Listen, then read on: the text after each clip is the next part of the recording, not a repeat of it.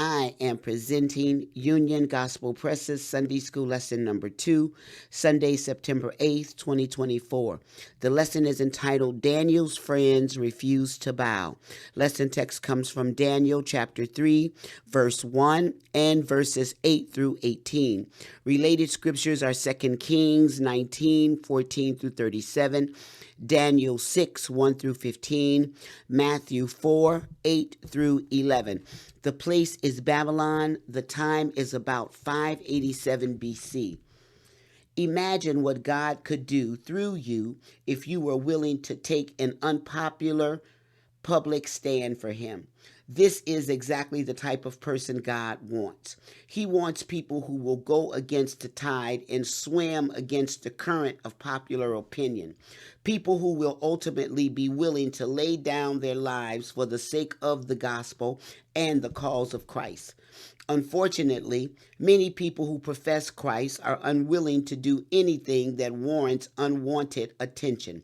They are content to go with the flow and unwilling to rock the boat. When someone tells a dirty joke, they laugh. If they are around people who are getting drunk, they overindulge. If they hear gossip, they repeat it to others. God's people are to be different from unbelievers. When we see evil, we are to stand against it. We are never to place anyone or anything above our Lord. Today's aim, facts. To acknowledge that the world we live in stands in opposition to the things of God. Principle, to stress that God's people are called to stand against whatever stands against the Lord. Application, to resolve to willingly accept unpopularity and hostility from the world because we stand up for Jesus Christ. Illustrating the lesson. We may face pressure in life to worship other things, but we must never waver in our allegiance to God. Like the 3 Jewish men, we should even be willing to die for our loyalty to Him. Practical points. 1. Those who seek to honor God are often falsely accused of dishonoring proud human leaders. Daniel 3:1, 8 through 9. 2. Those who are loyal to God will stand out from the crowd, verses 10 through 12. 3. Pride can drive people to hatred, verses 13 through 14. 4. God's people cannot negotiate victory on the world's terms, verse 15. 5. We can count on the Lord for security when the world targets us for persecution, verses 16 through 17. 6. It is better to face earthly consequences for obedience to God than to sin. Verse 18. Golden text. If it be so, our God, whom we serve, is able to deliver us from the burning fiery furnace, and He will deliver us out of thine hand, O King. Daniel 3:17. Today we have 3 lesson outlines. The first is the golden idol, Daniel 3:1. The second is the scheming informants, Daniel 3:8 through 12. And the third is the brave young men, Daniel 3:13 through 18. Introduction. To the world, people of faith are known for putting their lives on the line for seemingly trivial reasons. In the Roman Empire, some Christians allowed themselves to be thrown to the lions rather than perform one simple and seemingly innocuous task. Mutter an oath acknowledging Caesar as Lord while offering a pinch of incense. But the Christians had a loyalty to someone higher than Caesar, public opinion, or even their own lives. Their loyalty was to Jesus Christ, the true God made flesh, to whom they owed everything. For them, Jesus Christ was Lord and no one else. This same loyalty and love for God over every consideration is seen in the 3 men who are the focus of this lesson. The golden idol, Daniel 3:1. Nebuchadnezzar, the king, made an image of gold, whose height was 60 cubits, and the breadth thereof 6 cubits. He set it up in the plain of Dura, in the province of Babylon. This week, we jump ahead roughly 18 years from when Daniel and his friends were first taken to Babylon. They proved themselves faithful when the stakes seemed low by refusing to eat food that would defile them. But the possible cost for obedience grew much higher. Daniel's friends were given Babylonian names: Shadrach, Meshach, and Abednego. Daniel 1 6 through 7.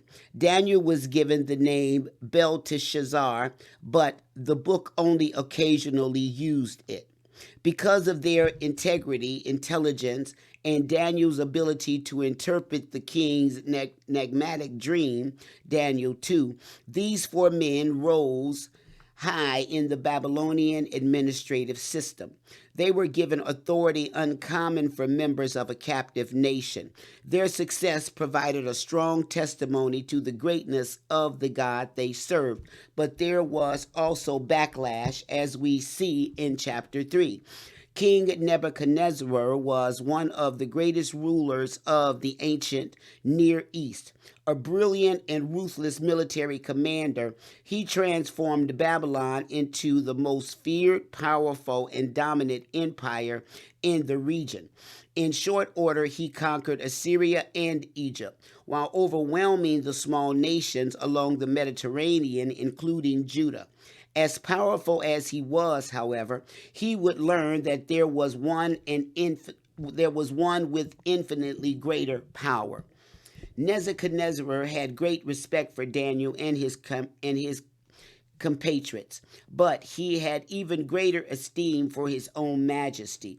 Thus, he conceived a plan to reflect glory back on himself. Daniel 3:1 tells us that the king made an image of gold, a colossal golden statue measuring 90 feet tall by 9 feet wide. He had the enormous figure set up in the Babylonian plain of Dura. The exact location of this site is debated. Some scholars note that the name Dura survives in the name of Euripides, tributary about 5 miles from the city of Babylon. Undoubtedly, the king placed it in a prominent spot where it could be seen from a long way in all directions. Did this image depict one of the Babylonian gods, the chief one being Marduk, or perhaps Nebuchadnezzar himself? We cannot say for certain, but it was clearly an idolatrous image. The king decreed musicians to play various instruments at the dedication ceremony, to which people from far and wide were summoned. Upon hearing the music, everyone was to fall to the ground and worship the king's golden statue, verses 2 through 5. It was a loyalty test, and the penalty for not participating was uncompromising: immediate incarnation into a blazing furnace. Verse 7 informs us that, not surprisingly, compliance was swift and virtually total. When the music sounded, people of many nationalities and languages bowed down to the ground and worshiped Nebuchadnezzar's golden image. 3 individuals, however, stood out conspicuously from the crowded masses. The scheming informant, verse 8. Wherefore, at that time, certain Chaldeans came near and accused the Jews, verse 9. They spake and said to the king Nebuchadnezzar, O king, live forever, verse 10. Thou, O king, hast made a decree that every man that shall hear the sound of the cornet, flute, harp, sackbut, psaltery, and dulcimer, and all kinds of music, shall fall down and worship the golden image, verse 11. And whoso falleth not down and worshipeth, that he should be cast into the midst of a burning fiery furnace, verse 12. There are certain Jews whom thou hast set over the affairs of the province of Babylon, Shadrach, Meshach, and Abednego. These men, O king, have not regarded thee. They serve not thy gods, nor worship the golden image which thou hast set up. The preliminaries, Daniel 3:1 through 8.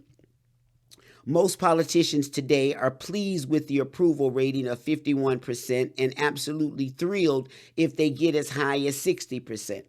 Nebuchadnezzar, however, would not tolerate anything less than a full 100%, and he had advisors who were quite happy to take advantage of that fact. It was not long before a group of these advisors marched in with important news for the king. Verse 8 calls these advisors certain Chaldeans. This term, sometimes spelled Chaldees, occurs more than 150 times in the Bible, though its meaning changes. Initially, the word seems to have indicated one of the intimate ethnic groups in the regions of Babylon and Sumer. Notably, Abraham first lived in Ur of the Chaldees, Genesis 11:28 and 31. Over time, the Chaldeans became the predominant component of the Babylonian Empire. In Jeremiah and Ezekiel, Chaldeans is usually synonymous with Babylonians. Within Nebuchadnezzar's empire, however, the term Chaldean seems to have taken on a more specific meaning, referring to the learned class of priests, musicians, and astrologers. They rose high as royal advisors and administrators, but they suffered humiliation when they were unable to tell Nebuchadnezzar the content of his dream, much less interpret it. Daniel 2:1 through 11. To have been shown up by Daniel in this regard, verses 47 through 49, no doubt rankled them. These men, who must have been filled with resentment, found their opportunity to cut Daniel's friends down to size. They came into the king's presence and accused the Jews. 3:8. The text at this point uses Jews in a seemingly general way, but it is clear that the advisors had specific individuals in mind. But first, the accusers had to follow protocol and offer the typical flattery. O king, live forever, was the standard form of addressing the monarch. Verse 9. It was similar to God save the king, but perhaps with more emphasis on the king's own preoccupation with his supposed immortality. To set their case on solid footing, the advisors repeated to the king the content of his own decree, right down to the full list of instruments used in calling for the worship of the golden image. Verse 10. The instruments named here were somewhat different from what the terms have come to mean, since the important aspect is that it was an impressive assembly of musicians. The advisors also found it necessary to remind the king of the penalty for failing to answer the orchestral call to worship. Nebuchadnezzar surely had not forgotten this, but they eagerly brought it to his attention. Anyone who did not bow down to worship the image was to be thrown into a burning fiery furnace. Verse 11. They wished for the king to recall all these things before they informed him who had violated the decree. The accusation, Daniel 3:12. Finally, the advisors were ready to tighten the noose. They informed the king that there were a few Jews who had not complied with the king's decree. The time for generalities were now past. The malefactors were named Shadrach, Meshach, and Abednego. The advisors reminded the king that these were men whom he placed in high positions of administration over the province of Babylon. The motive for this reminder was no doubt to highlight the ingratitude of these three for their promotions and to emphasize their unworthiness to fill the positions. Instead of showing appreciation to the monarch and to his gods for the high honor bestowed on them, certainly unwarranted for conquered foreigners, they had defied him. They did not serve the Babylonian king's gods, and they refused to worship his golden image. The decree regarding the golden image had not mentioned anything about serving the other gods of Babylon, but the advisors must have felt it strengthened their case against the character of the three Jews. To spurn the service and worship of their rulers' deities was already insulting to the king and his benevolence. Now they had added to that insult the injury of flouting a direct decree of the king. It was not something Nebuchadnezzar would be able to ignore, even if they were wise and useful. The brave young men. Verse 13. Then Nebuchadnezzar, in his rage and fury, commanded to bring Shadrach, Meshach, and Abednego. Then they brought these men before the king. Verse 14. Nebuchadnezzar spake and said unto them, It is true, O Shadrach, Meshach. Is it true, O Shadrach, Meshach, and Abednego? Do not ye serve my gods, nor worship the golden image which I have set up. Verse 15. Now, if ye be ready, that at what time ye hear the sound of the cornet, flute, harp, sackbut, psaltery, and disclaimer, and all kinds of music, ye fall down and worship the image which I have made.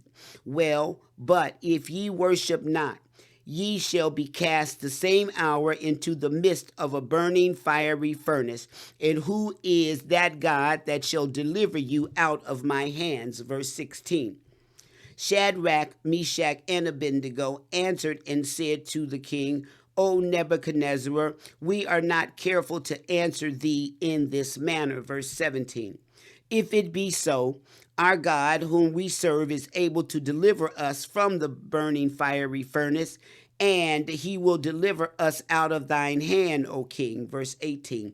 But if not, be it known unto thee, O king, that we will not serve thy gods, nor worship the golden image which thou hast set up. The king's anger and final offer. Daniel 3:13 through 15. As the informants had hoped, Nebuchadnezzar flew into a rage at their report and immediately ordered that Shadrach, Meshach, and Abednego be brought in to answer for their insubordination. They were quickly hauled before the king, and the interrogation began.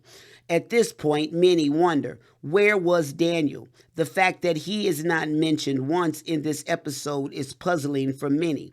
Why was he not accused before the king as well?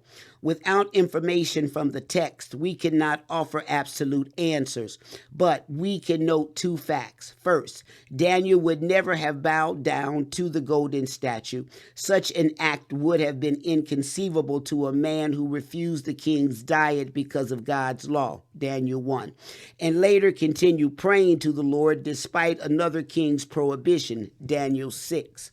Second, the advisors certainly would not have missed a chance to entrap Daniel along with the others. Indeed, Daniel would have been the grand prize. If they could have caught him in disobedience, they would have pounced on him without hesitation, as King Darius's advisors did in chapter 6. The most reasonable answer, then, is that as one of the highest and most trusted officials in Nebuchadnezzar's court, 248, Daniel presumably made regular trips around and beyond the province to oversee the king's business. We can justifiably conclude that he was away from Babylon at this time on some matter of official business. If he had been present, he undoubtedly would have taken his place with the three men now facing the enraged king. It seems Nebuchadnezzar struggled to believe that anyone would dare defy his decree, especially Shadrach, Meshach, and Abednego, whom he had so generously favored. He therefore asked whether the report was true. Had they really refused to serve his gods and worship the golden image? Without waiting for the answer, the king decided to show his magnanimity once more. All they had to do was bow down one time when they heard the music play again, and all would be well. But if they refused, there would be no further appeal. They would be immediately thrown into the blazing furnace. The king ended with the challenge. What God would be able to rescue them from his power? The faithful men's resolute stand, Daniel 3:16 through 18. The reply of the three men was bold and perhaps a bit cheeky. They told the king that they did not owe him a response in the matter at hand. Then they proceeded to answer the challenge he had just uttered. Nebuchadnezzar had asked what God could possibly save them from his death sentence. They unambiguously declared to him that the God they served was fully able to rescue them from the blazing furnace. Not only that, but they were confident he actually would do so. And he will deliver us out of thine hand, O king, verse 17. Such confidence was surely the last thing Nebuchadnezzar expected. Then the three drew their line in the sand. By faith, they expected that God would deliver them, but they informed Nebuchadnezzar that even if he chose not to do so, they would not serve the king's gods or worship his golden statue. After centuries of Israel compromise with idolatry, here were three men who rejected idolatry in the face of a gruesome death. We would not be too far off the mark to call it one of God's people's finest hours. What happened next is well known, and we will cover it more next week. After declaring their refusal to bow, the three men were immediately tied up and thrown into the fiery furnace. The soldiers who obeyed the king's command were dramatically consumed by the ferocity of the flames. The three men who refused to obey the king, however, were not consumed. Instead, they enjoyed the fellowship of a fourth person, perhaps the pre-incarnate Christ himself. Arising from his throne, Nebuchadnezzar watched in astonishment at his humble command. They emerged unscathed from the furnace. Nebuchadnezzar immediately rendered honor the God of Shadrach, Meshach, and Abednego, who saved the three men who dared disobey the king. Questions. 1. What motive did Nebuchadnezzar have in setting up his golden image? 2. To whom does Chaldeans refer? Daniel 3:8. 3. For what purpose did these advisors come before the king? 4. Why did they tell the king the content of his own decree? 5. What was the penalty for disobeying the decree?